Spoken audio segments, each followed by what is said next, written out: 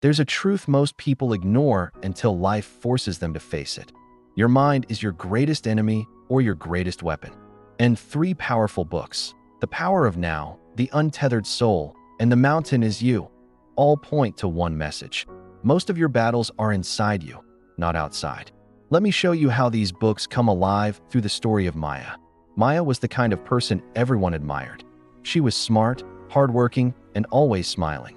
But inside, her mind was like a noisy marketplace, doubts shouting, fear whispering, and old wounds replaying over and over like a broken movie. Every night she felt exhausted, not because of her work, but because of her thoughts. One day she broke down and asked herself, "Why does my mind feel like an enemy?" That was when she came across The Power of Now.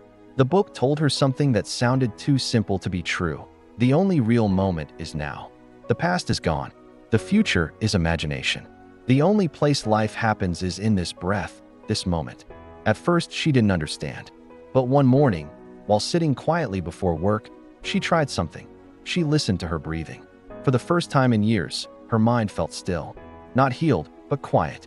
She felt a tiny space inside her where peace lived.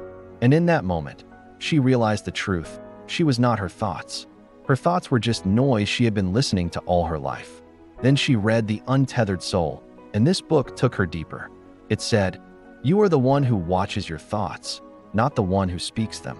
That sentence changed her.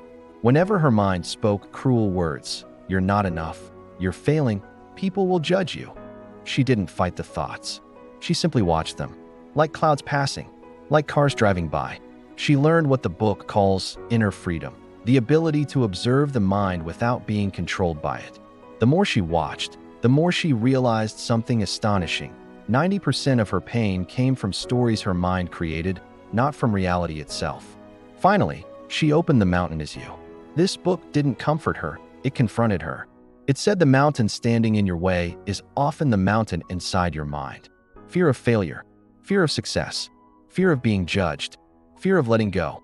The book explained self-sabotage in a way she had never seen. Sometimes we hold on to pain because it is familiar. Sometimes we avoid growth because comfort feels safe.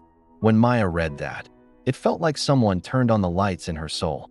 She began to see how she always postponed her dreams, avoided difficult conversations, and doubted her own abilities.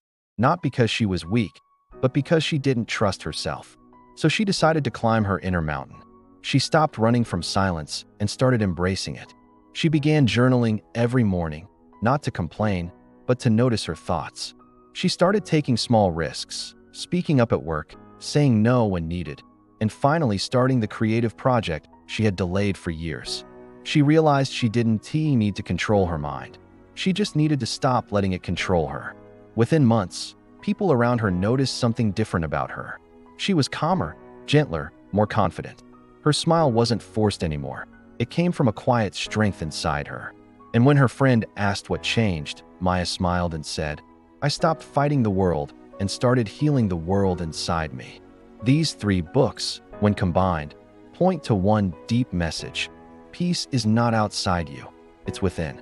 Freedom comes when you learn to live in the present, observe your thoughts instead of obeying them, and face the inner mountains you've been avoiding all your life. When you transform your mind, your entire reality begins to shift. So if you're watching this and your mind feels heavy, noisy, or out of control, remember this. You are not your thoughts. You are the awareness behind them. You can choose peace. You can choose presence. You can choose healing. Your mind doesn't have to be your enemy. It can become your greatest ally. If this lesson touched you, subscribe to Epic Light Hope for more powerful, life-changing stories. And before you go, watch another video from our playlist. You're going to love what comes next.